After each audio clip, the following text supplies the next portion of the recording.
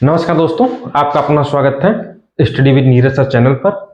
दोस्तों, आज मैं आपको हिंदी के कुछ महत्वपूर्ण प्रश्न आपको जो है बताऊंगा, जो कि बहुत सारे एग्जामों में इंपॉर्टेंट हैं। एजीटीए की वैकेंसी आने वाली है। एजीटीए के विषय में आप जानते हैं, इस पर बहुत सारी चर्चा हो रही है। ठीक है, आइए स्टार्ट करते हैं। ठीक, हिंदी जो कि बहुत ही इंपॉर्टेंट, यहाँ से जो है आपको कोई ना कोई क्वेश्चन जो जरूर फंसेगा। ठीक है, और बहुत बहुत जो है इंपॉर्टेंट प्रश्न है। ठीक, तो देखिए पहला प्रश्न कौन है, प्रत्येक में कौन सा समास है। प्रत्येक प्रत्येक में कौन सा समास है। ठीक है, तो अगर हम इसको तोड़ें प्रत्येक को, ठीक है, तो क्या होगा, प्रति प्लस एक। मतलब इस प्रत्येक में इसको अगर तोड़ते हैं तो प्रति प्लस एक आता है। अगर हम इस प्रति से एक से अधिक शब्द बना देंगे तो अव्ययीभाव समास में जाएगा। जैसे हमने कहा प्रत्येक, प्रतिदिन, प्रतिक्षण। मतलब जब किसी शब्द में उपसर्ग लगा हो, ये उपसर्ग क्या होता है मैं आपको बता दूं। उपसर्ग जो है वो पहले लगता है, उपसर्ग पहले लगता है और प्रत्यय बाद में लगता है। ठीक, बाद में लगता है। तो देखो, प्रति क्या हो गया, ये उपसर्ग हो गया। जिसमें उपसर्ग लगा हो वो हमारा क्या हो जाता है, वो हमारा हो जाता है अविभाव समास। ठीक, आगे बढ़ते हैं। ठीक है, और कर्मधार में क्या होता है, विशेषण, प्रथम पद विशेषण होता है। द्विगु में प्रथम पद संख्यावाची होता है। पता है आपको, संख्यावाची प्रथम पद होता है। संख्यावाची में क्या होगा, जैसे हमने कहा कि सप्त ऋषि, तो कितने ऋषि हैं, 7। मतलब प्रथम पद संख्यावाची हो तो वो द्विगु समास होता है। तत्पुरुष जानते हो, तत्पुरुष समास जो है वो कारक पे आधारित है। ठीक है, और कर्मधार में हमने कहा पहला पद विशेषण होता है, पहला पद विशेषण होता है। तो ये इस प्रकार आप समझ सकते हैं। तो ये आपका पहले प्रश्न का जो है आंसर रहा, अविभाव समास। इसका आप स्क्रीनशॉट भी खींच सकते हैं। आगे नेक्स्ट क्वेश्चन बढ़ते हैं। वाड्मय में कौन सी संधि है। वाड्मय में कौन सी संधि है, बहुत इंपॉर्टेंट प्रश्न है दोस्तों। देखिए, व्यंजन संधि है कि दीर्घ है कि अयाद संधि है कि यण संधि है। वाड्मय को हम कैसे पहचानेंगे और कैसे इसे तोड़ेंगे, कौन सा रूल है, देखिए आते हैं। देखो, वाड्मय में इसमें जो है वो व्यंजन संधि है। कौन सी है, व्यंजन संधि। कैसे, जैसे व्यंजन संधि को हम कैसे पहचानेंगे, देख लो ये भी। जैसे हमने कहा का, खा, गा, घा, अंगा। ठीक, चा, छा, जा, झा, इया, टा, ठा, डा, डा, अड़ा, ता, था, दा, धा, ना, पा, फा, बा, भा, मा। अब देखो, व्यंजन संधि का फार्मूला क्या होता है। व्यंजन संधि का फार्मूला ये होता है कि ये जो तीसरा वर्ण है, ये जो तीसरा वर्ण है मेरे मित्रों, ये वाला जो तीसरा वर्ण है वो अगर पहले वर्ण में परिवर्तन इसका हो गया तो व्यंजन संधि होगी। जैसे एक हम आपको सिंपल सा उदाहरण दे रहे हैं। जैसे हमने कहा दिगंबर, क्या कहा, दिगंबर कहा। अब देखो हम इसको तोड़ेंगे, ये गा है, ये तीसरा वर्ण है गा। अब इसको तोड़ेंगे किसमें, पहले वर्ण में। तो हमने कहा दिक प्लस अंबर, ये इसको हमने तोड़ दिया। जो तीसरा वर्ण पहले वर्ण में बना हो तो वहां पर व्यंजन संधि होगी। इसी तरह अगर पांचवा वर्ण भी पहले में जो है टूटा हो तो वहां पर भी जो है व्यंजन संधि होगी। जैसे हमने कहा वाड्मय, वाड्मय, इसको तोड़ो, डा है, डा को हम का बना दे, वाक धन्मय। तो इस प्रकार ये कौन सी संधि हो गई, ये हो गई व्यंजन संधि। समझ गए? कोई भी अक्षर हो, जैसे जा है तो जा से हमने कहा अजंत, अजंत कहा, इसको तोड़ो, टूटेगा किसमें, चा में टूटेगा, तोड़ो, जा को चा, अच प्लस अंत। ठीक है, इसी तरह डा को टा में बदलना है, हमने कहा सडानन। ठीक, तो सट प्लस आनंद। आप बात समझ गए ना? आगे बढ़ते हैं। इस प्रकार आप वार्ड में कौन सी संधि होगी तो आप बताएंगे, वार्ड में एक जो है व्यंजन संधि होगी, इसका स्क्रीनशॉट आप खींच सकते हैं। आगे बढ़ते हैं। ठीक है, अब देखो बहुत सिंपल क्वेश्चन आ गया, बहुत सिंपल क्वेश्चन आ गया जो है, यही क्वेश्चन अभी हमने जो है पीछे जो है इसको चर्चा में किया है। ठीक है, यही क्वेश्चन हमने पीछे चर्चा में किया। देखिए लिखा है दिगंबर का संधि विच्छेद क्या है, और हमने गा को देखो, का, खा, गा, घा, अंगा। अब हम गा को किस में तोड़े थे, का में तोड़े थे, तो ये गा है तो यहां गा की जगह क्या आएगा, का आएगा, दिक प्लस अंबर। इसका ये सही संधि विच्छेद है, दिक प्लस अंबर। इस प्रकार ऐसे जो है आप पहचानेंगे। आगे नेक्स्ट बढ़ते हैं। पानी बरसता है कौन सी क्रिया है, पानी बरसता है कौन सी क्रिया है, आप देख लीजिए कौन सी क्रिया है भैया, बहुत इंपॉर्टेंट है। पानी बरसता है मतलब देखो, कुछ इसमें बहुत सारे लोग जो है अकर्मक, सकर्मक, द्विकर्मक, प्रेरणार्थक क्रियाओं में जो है अंतर नहीं समझते हैं। पहले ये जान लो कि अकर्मक क्या होता है, जिसमें कर्म नहीं होता है, जिसमें कर्म नहीं होता है, कर्म नहीं होता है वो अकर्मक क्रिया होती है। ठीक, और जिसमें कर्म होता है, जिसमें कर्म होता है वो होती है सकर्मक क्रिया। जैसे हमने कहा कि राम खाता है, और यहां पे हमने कहा राम खाना खाता है। तो हमने कहा क्या खाता है, हमने क्वेश्चन किया क्रिया के साथ क्या, तो आंसर निकला खाना। तो आप जब आंसर निकले तो समझ लेना वो सकर्मक क्रिया है। हमने कहा क्या खाता है तो यहां पर खाना नहीं है, तो आंसर ना निकले तो अकर्मक क्रिया है।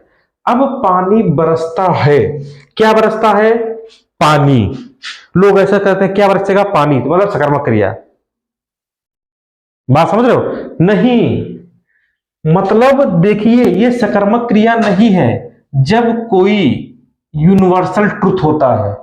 यूनिवर्सल ट्रुथ मतलब जो जो बिल्कुल सत्यता पादायित होता है, ऐसी क्रियाएं, मतलब जो बिजली है, तूफान है, जो प्राकृतिक आपदाएं होती हैं वो जाती हैं अकर्मक क्रियाएं में। किसमें जाती हैं, अकर्मक क्रिया में। द्विकर्मक क्रिया क्या होती है ये भी देख लो। देखो द्विकर्मक क्रिया क्या होगी, मैं आपको बता दूं कि जिसमें दो कर्म हो, जिसमें दो कर्म हो, जैसे हमने कहा कि पिता ने, ठीक है, पिता ने ब्राह्मण को पैसे दिए, ये हमने कहा पैसे दिए। ठीक है, अब देखो इसमें क्या होता है, दो कर्म होते हैं। द्विकर्मक में क्या होता है, दो कर्म होते हैं। पहला कर्म जो हमेशा प्राणी का बोध कराएगा, दूसरा कर्म हमेशा जो है पदार्थ का बोध कराएगा। जो पहला कर्म है वो प्राणी का देखो बोध करा रहा, प्लस प्राणी का बोध कराएगा तो मतलब सजीव होगा, देखो सजीव भी है। दूसरा कर्म हमेशा जो है पदार्थ का बोध कराएगा और निर्जीव होगा, जो सांस नहीं ले सकता है। इस प्रकार आप पहचानोगे तो ये द्विकर्मक क्रिया होती है। चलिए आगे बढ़ते हैं। प्रेरणार्थक क्रिया मैं आगे आपको बताऊंगा, आप इसका स्क्रीनशॉट खींच सकते हैं। ठीक है, देखिए विशेषण की कुल कितनी अवस्थाएं होती हैं, बहुत सिंपल क्वेश्चन है। विशेषण की जो है कुल जो है 3 अवस्थाएं होती हैं। कौन कौन सी विशेषण की अवस्थाएं होती हैं वो भी मैं आपको बताऊंगा। विशेषण की कुल कितनी अवस्थाएं होती हैं, 3 अवस्थाएं होती हैं। एक होती है मूलावस्था, मूलावस्था, और दूसरी होती है उत्तरावस्था, और तीसरी होती है उत्तमावस्था। कौन सी, उत्तमा वस्था। ठीक, अब देखो इसी इसी को हम इंग्लिश में कहते हैं जो है पॉजिटिव कंपैरेटिव सुपरलेटिव डिग्री। वो वही चीज है, जैसे हमने कहा मूलावस्था, जैसे हमने कहा उत्तरावस्था और उत्तमावस्था। इसको पहचानोगे उत्तमावस्था, देखो पहचानोगे कैसे, देखो जैसे हमने कहा उच्च, उच्च, उच्चतर, उच्चतम। अब देखो जिसमें तर लगा है वो उत्तरावस्था, जिसमें तम लगा है वो उत्तमावस्था। बस इतना ध्यान रखना और ऐसे ही आपको जो है आगे पहचान कर पाओगे। आगे बढ़ते हैं। अंतस्थ व्यंजन कौन से हैं? अंतस्थ व्यंजन कौन से हैं मेरे मित्रों? अंतस्थ व्यंजन देखिए इसमें है यारा लावा। अंतस्थ व्यंजन है यारा लावा। ये है सघोष वर्ण, सघोष वर्ण। ये है अंतस्थ व्यंजन, अंतस्थ व्यंजन। ठीक है, ये है संयुक्त वर्ण, संयुक्त वर्ण। और ये है अयोगवाह वर्ण। ये चारों इंपॉर्टेंट हैं। अयोगवाह वर्ण चारों इंपॉर्टेंट है मेरे मित्रों, बहुत इंपॉर्टेंट है। इसमें से एक ना एक क्वेश्चन आपको जरूर मिलेगा, दावा है। अब ये सघोष है, ये संयुक्त वर्ण है। संयुक्त वर्ण मतलब जो दो वर्णों के योग से बने होते हैं उन्हें हम संयुक्त वर्ण बोलते हैं। जैसे हमने कहा छ त्रंग्या, तो ज्ञा जा प्लस यहां से मिलकर बना है, त्रा प्लस रा से मिलकर बना है। ठीक है, ये ता है, और का प्लस सा से मिलकर बना है। तो ये भी पूछा जाता है कि कौन सा वर्ण किससे मिलकर बना है। आगे बढ़ते हैं। निम्न में भाववाचक संज्ञा कौन सी है? अच्छा, भाववाचक संज्ञा बहुत इंपॉर्टेंट है। भाववाचक संज्ञा जैसे हमने कहा, अब देखो मंडली, मंडली मतलब बहुत सारे लोगों से मिलकर मंडली बनती है। रैली मतलब बहुत सारे लोग जब मिलते हैं तो रैली बनती है। नदी, अब देखो ये दोनों समूह है तो ये समूहवाचक संज्ञा होगी। कौन? समूहवाचक संज्ञा होगी। इसको आप ध्यान रखना। नदी, नदी है जातिवाचक, जातिवाचक। अब जातिवाचक संज्ञा की पहचान कैसे करोगे ये भी देख लो, हम बता दें। अब जैसे नदी, हमने कहा नदी, नदी तो एक जाति है, जाति है।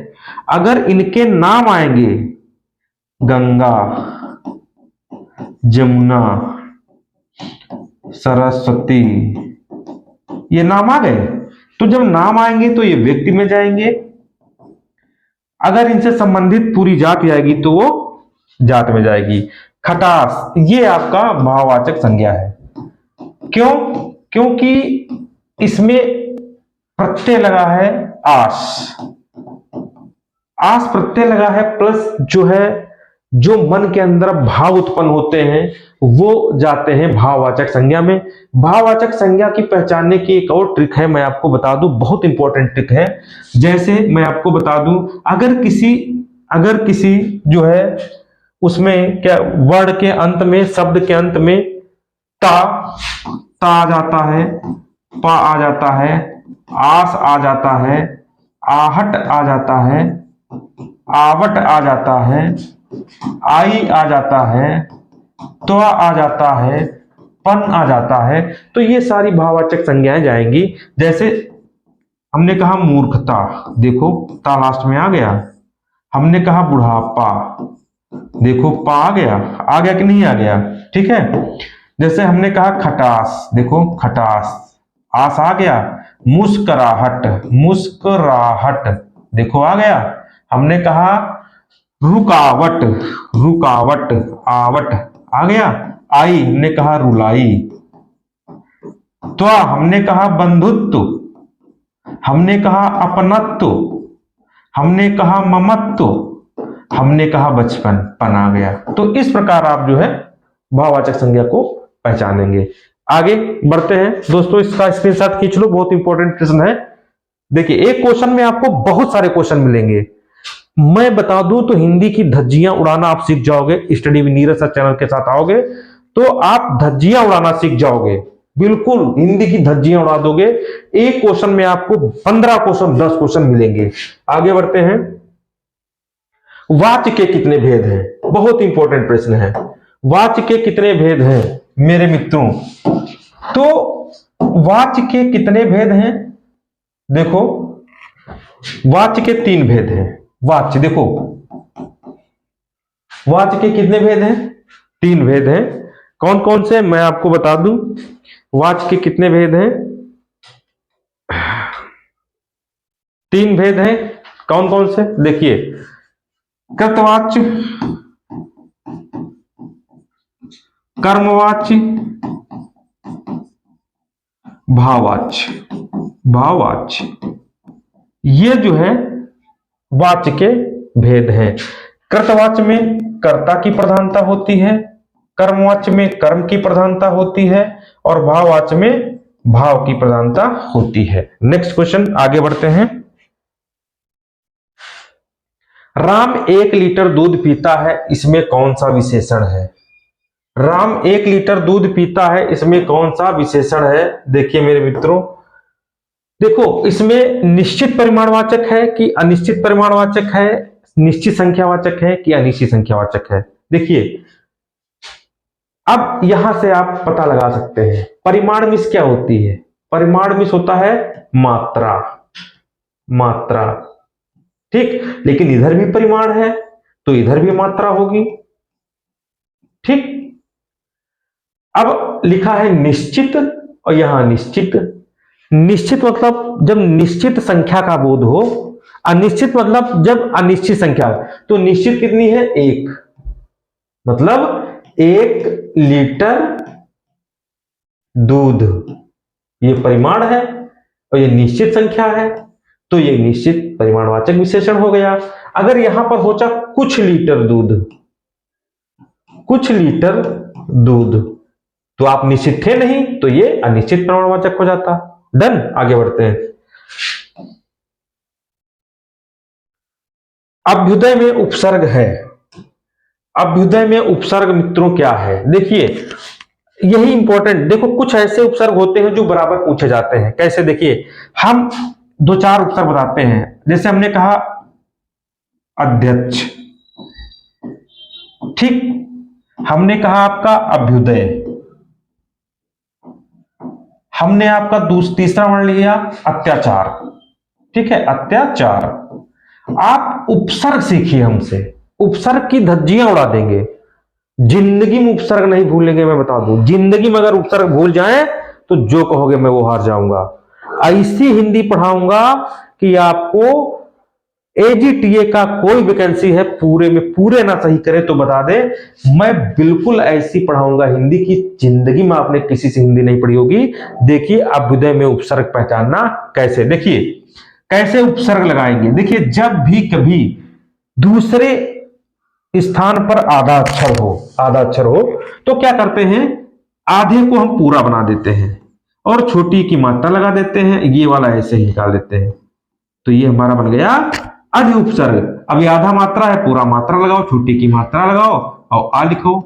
अब देखो ये आधा ता है, पूरा ता लगा दो और जो है छोटी की मात्रा और आ लगा दो अति। तो इसका अभि उपसर्ग, इसका अति उपसर्ग, इसका अधि उपसर्ग। ठीक है, तो अभी अभी अभी अभी ये वाला आपका सही होगा। डन, आगे बढ़ते हैं। पढ़ाई, पढ़ाई में कौन सा प्रत्यय है भैया? बहुत इंपॉर्टेंट प्रश्न है। प्रत्यय, उपसर्ग प्रत्यय से क्वेश्चन आना बहुत 100% आएंगे। देखो अब ये ऑप्शन ढाई, बड़ी ई, छोटी ई, आई। अब देखो पहचानने के लिए हम तुमको आपको बहुत अच्छा तरीका बता रहे हैं कि उपसर्ग पढ़ाई में कौन सा उपसर्ग है। देखो हमें उपसर्ग पहले लगता है और प्रत्यय बाद में लगता है, तो इसमें क्या बताना है? प्रत्यय, प्रत्यय बताना है। तो प्रत्यय को कैसे पहचानोगे? देखो ये काहक मात्रा है। जब 3 अक्षर का वर्ण हो तो लास्ट के 2 वर्ण, ये 1 2 3 है तो लास्ट के 2 वर्ण आप जो है प्रत्यय निकाल लो।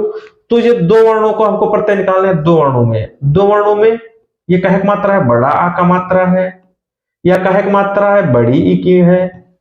तो ये क्या हो गया, आई, तो ये आई, बस और कुछ नहीं करना है। आगे बढ़ते हैं। शिक्षक ने छात्रा से पुस्तक पढ़वाई, क्रिया है। शिक्षक ने छात्रों से पुस्तक पढ़वाई, इसमें कौन सी क्रिया है मेरे मित्रों? देखिए, द्विकर्मक क्रिया है कि सकर्मक है कि पूर्णकालिक की, कोई नहीं है भैया। शिक्षक ने छात्रा से पुस्तक पढ़वाई, इसमें से कोई नहीं है, इनमें से कोई नहीं है, इनमें से मेरे मित्रों कोई नहीं है। देखिए क्यों नहीं है? जब भी कोई एक काम किसी हम दूसरे से करवाते हैं तो वो होता है प्रेरणार्थक क्रिया। जब हम एक काम किसी दूसरे से करवाते हैं तो वो जाता है प्रेरणार्थक क्रिया, प्रेरणार्थक क्रिया में जाता है। जैसे हमने कहा शिक्षक ने छात्रा से पुस्तक पढ़वाई, तो शिक्षक ने खुद काम ना करके दूसरे से करवाया। जब खुद काम ना करके दूसरे से करवाया जाता है तो वो प्रेरणार्थक क्रिया में जाता है। ऐसे आप एजीटीए में पूरे क्वेश्चन सही करेंगे। आइए आगे बढ़ते हैं। पवन का संधि विच्छेद क्या है? पवन, आप देखो पवन कैसे संधि विच्छेद करोगे, मैं इसका भी अच्छा एक तरीका आपको बता रहा हूं जो कि बहुत इंपॉर्टेंट है, बहुत ही इंपॉर्टेंट है। पवन को आप जो है संधि विच्छेद कैसे आप करोगे, ये आप लोग जो है देख लो, ठीक है? ये आप जो है देख लीजिए। देखो हमने कहा पवन और हमने कहा पावन, ये दो शब्द आप समझ लीजिए। पहली बात, ये अयादि संधि का उदाहरण है। किस संधि का उदाहरण है? अयादि संधि का। देखो अयादि संधि में कुछ गिने चुने उदाहरण है तो जिंदगी भर वही एग्जाम में आते हैं। मैं आपको गिने चुने उदाहरण आपको बताऊंगा, उसके बाहर कभी जिंदगी में अयादि संधि का उदाहरण नहीं आएगा। पवन, पावन, पावक, नयन, नायक, शयन, नाविक, भावुक, बस। अतने उदाहरण जो है अयादि संधि में आपको हर एग्जाम में मिलेंगे। तोड़ने का तरीका क्या है? देखो तोड़ने का तरीका, इसे हम जो है ओ में तोड़ते हैं और औ में तोड़ते हैं, ए में तोड़ते हैं और ऐ में तोड़ते हैं। लेकिन कभी कभी ये हो जाता है ना, इसमें बड़ा कंफ्यूजन हो जाता है कि कौन किस में तोड़ा जाए, तो इसको तुम छोड़ दो। मैं ऐसी ट्रिक बताऊंगा कि आप कहोगे वाह, इससे अच्छी तो जिंदगी में देखा नहीं। बस आप जो है, मैं यहां आपको तोड़ना सिखाऊं, यहां आपको पढ़ाना सिखाऊं, और आपके पास अगर कोई प्रश्न पुस्तिका है, अगर आपके पास कोई जो है प्रश्न सीरीज है, तो आप जाइए उसको हल करिए। 30 में 29 सही होंगे, एक गलत होगा, चाहे तो करके देख लेना। देखो तोड़ो इसको, क्या है? पवन। अच्छा, इसमें क्या कोई मात्रा है? नहीं है, इसमें जो है कोई मात्रा नहीं है। इसको फिर से कर देखो, पवन, ठीक है, इसमें कोई मात्रा है? नहीं है। पावन, इसमें मात्रा है। तो जिसमें कोई मात्रा नहीं होती है उसमें हम एक मात्रा लगा देते हैं, पोधन अन, काम खत्म। मतलब ये ओ की यहां पे लग गई, चाहे ऐसे समझ लो। इसमें देखो, इसमें एको मात्रा नहीं थी तो हम एक मात्रा लगा दिए। अब इसमें देखो एक मात्रा है तो इसमें हम दो मात्रा लगा देंगे, पोधन अन, ये आ गया। ठीक, आगे बढ़ते हैं। तो इसमें पवन का पोधनन सही होगा। नेक्स्ट आगे बढ़ते हैं मेरे मित्रों। राम खाना खाकर सो गया, कौन सी क्रिया है? राम खाना खाकर सो गया, कौन सी क्रिया है? बहुत इंपॉर्टेंट प्रश्न श्रृंखला है मित्रों।